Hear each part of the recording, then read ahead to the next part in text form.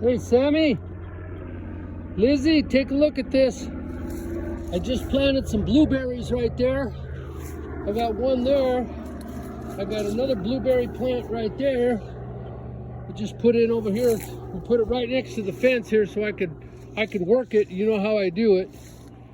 It's gonna go all the way along this fence. Then right here, we got some green seedless grapes.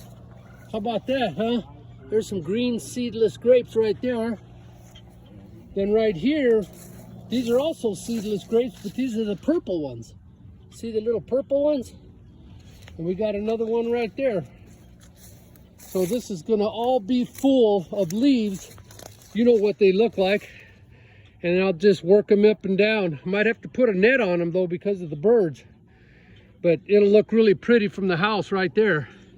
When we're on the porch and stuff, it'll look really nice.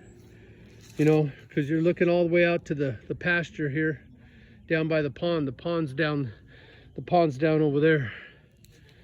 Huh? Lots of work. But man, it's gonna be nice, I think.